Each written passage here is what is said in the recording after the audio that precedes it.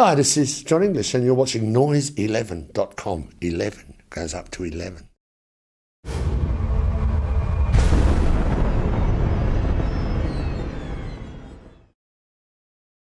Welcome to noise11.com. One of us is Jon English, and it's not me. This guy here. Hello. Welcome in. Thank you. And quite a story to talk about. The rock show. Yeah. Yeah. Another happy accident in the life of Jon English, it is. Well, yeah, no, the rock show started out in Nowra of all places, didn't it? Right, okay. I wrote a show called Paris, which has been doing the amateur dramatic circuit because we're still waiting to put it on professionally, but that will happen and that's another story. One of the versions they did was in Gosford on the Central Coast, and it was a particularly clever version, well thought out and well done. And the director's only a young guy called Stuart Smith. So we jump cut maybe 6 months later and he gets a phone call.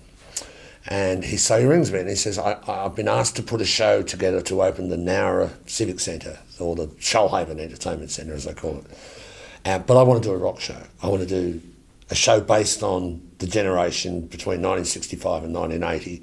That's music from there. And you were there at the time. What was it like? It was like, well, I don't remember much. I was a teenager for a start. So we put this thing together with a bunch of his mates, all from the Gosford area, and a lot of whom I knew because they were either in Paris, in the show, or in the band. And bugger me, they all played about 5 instruments each, these kids. And I use the term relatively, everybody's a kid compared to me. But these young people. And it was kind of rough around the edges and it didn't really have a format, but the reaction was insanely good from the audience. They just loved it, probably because of the energy and the commitment they put into it. So we thought it would be a shame to just do this one gig, and so we put our writers' hats on and producers' hats. Kicking and screaming, I became a producer. And we crossed the T's and dotted the I's and fixed up a bit here and changed a few songs there and did all that. And it became the rock show, which is it's the hottest show in town. It's basically just been killing them everywhere we've played, and it's just been wonderful. It must be a lot of fun to perform, I would imagine. Oh, it's huge fun, and it's not really about me. I'm in it a lot. I sing a lot of stuff, but they all have a sing and a play, and when I'm not singing, I'm backing them up, playing guitar or piano for them, like everybody else. And it's this rich vein of music you can mine from that period, because if you think about it, that was just extraordinary, the amount of music that came and went. And the only problem we face in the rock show is the sin of omission, of course. I mean, how long do you want us to play for? But it's just the energy, and the reaction is just right over the top. It's just fantastic. I would imagine, actually picking the artists that you're going to cover would be relatively easy.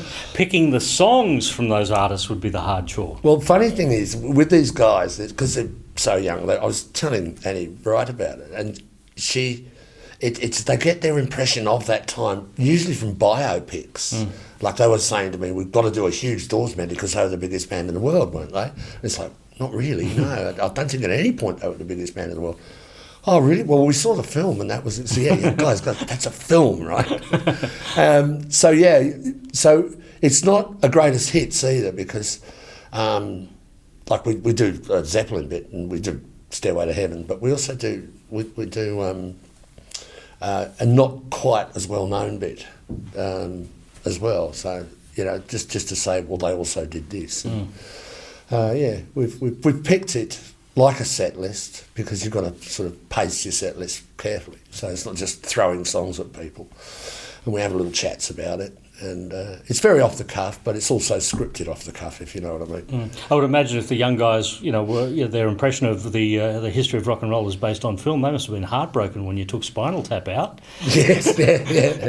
Did you ever see Spinal Tap live? No, actually, nobody did. It was all made up. And I actually made them go and watch it. Yeah. I said, if you a lot of them had seen it and heard of it, of course. And I said, you've got to watch this, because everything silly that's happened to a touring band is in this film, and it's most of it's happened to me. Yeah, What's your Spinal Tap moment? Theberton Town Hall. Yeah. I got lost on the way to the stage. Yeah. I really did. I took the band and said, "It's this way," and wound up in a closet. And the support act was still playing, and the only way out of the closet was through the audience. And it's like, and so we had to wait till they finished in this broom closet. But that was big Spinal Tap moment. Right. The actual songs in the show itself, you're including some of your own? Yeah, I mean, I'm there, I might as well. But it's not a big Jon English tribute thing. We just do a Tripsitch thing at the end. What do you play of your own? Six Ribbons, Turn the Page and Hollywood Seven. Mm-hmm. Because, I was playing this one on the weekend. And, like we were talking before, I mean, so few artists these days have a bona fide greatest hits. I mean, everybody has a greatest hits, but no one has a whole album of songs, And, like I put on the English History album. This is John's greatest hits album from a long time ago. This is not... 79, 80, that was it. Yeah, and it's just non-stop hits from beginning to end. You must have been... It was a good time. Yeah, you would have had a time where you were never off the chart.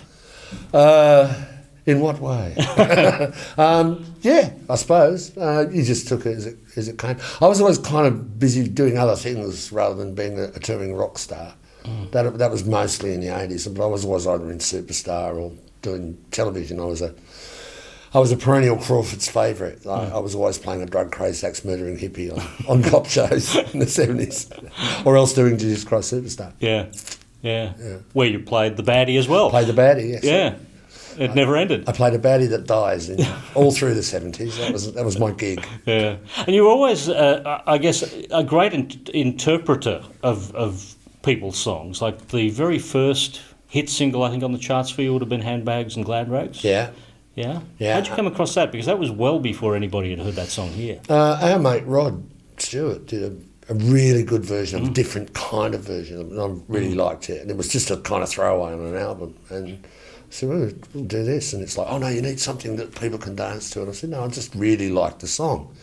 Yes, all right, rock stars. And I loved it. And I've always liked songs with stories or with an atmosphere about it. And Turn the Page was well, I mean, it's a Bob Seger song, but Metallica got it dead right too, just recently, that whole vibe about it. And Hollywood Seven's classic story song, of course, And later on we wrote a song called She Was Real, which is not on English History, should be. And everyone loves that live, they want to hear that. That's the ghost story one. Yeah. Well, Turn the Page, a lot of, I guess in Australia, people would have known that as a Jon English song wrote before a Bob Seger one. Yeah, that's right. Well, it was, I think, an album track. In fact, the first 500 singles that went out had Unknown as the writer on it, because they couldn't, I think some publishing company said, it was on a piece of 4-inch tape. What do you think of this? And it was great. Let's do it, And something happened. We got a Christmas card or something from, cheers, thanks for doing my song, Bob Seger.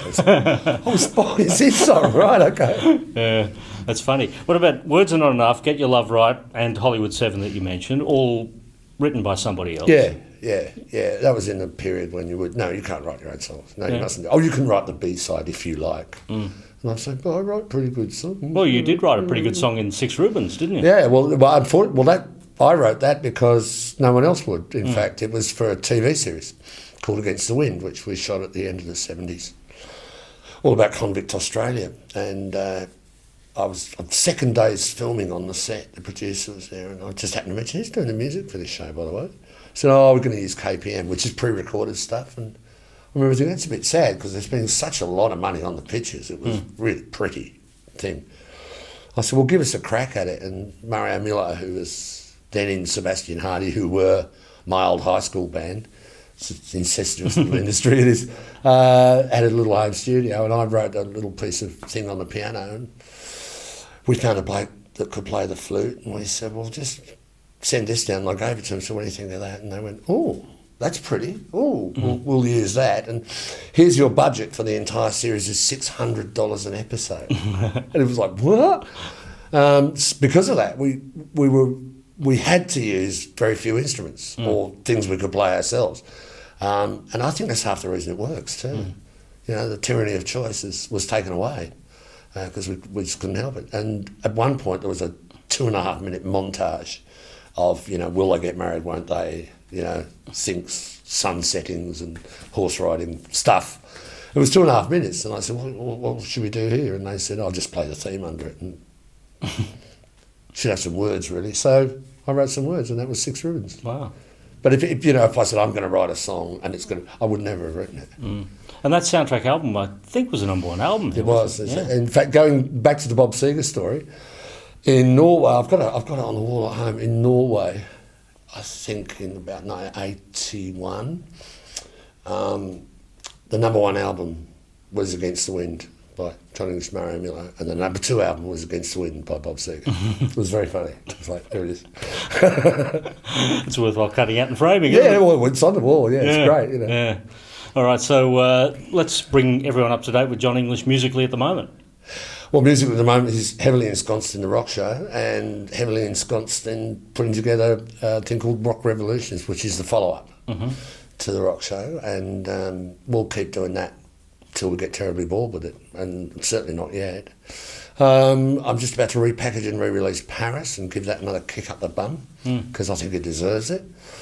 My son's in about 5 different bands, and he's got some stuff coming out, so I'm helping him out with that. So I'm still pretty busy. Yeah, franchising out Paris was something you were sort of doing a few years ago. It's one of those things where it's impossibly hard to get things up from scratch, particularly in Australia, because we're not used to it. The rock and roll industry, we got over our culture cringe, I think, in the 80s and 90s particularly. And now, everyone's got a deal in America. It's not, that's not fair. It's not everyone, but, it's much easier now than it was. But the theatre industry is still very conservative like that, probably because it's so expensive. I mean, people don't want to invest lots and lots of money on something that could drop, And so I think carefully, softly, carefully, someone will discover it and stick it on and off it'll go. But it deserves it, I think. I would have thought somewhere down the track someone would have done a movie with it. They did. Yeah? They called it Troy, and it was bloody terrible. The guy in America has been touting it around everywhere saying we should do a film of this rather than a stage show. And even before Tintins and Golems and things like that, he was saying we should use real people and CGI the whole thing, which was very clever of him. And he obviously pitched it to somebody, and then all of a sudden there's this movie called Troy coming out. And it was, it was just terrible. I don't know what happened to that. They completely screwed it. And the story, by the way. Yeah. Sorry if anyone out there liked Troy. I didn't. Check it out. Jon English and the Rock Show, and you're watching Noise 11.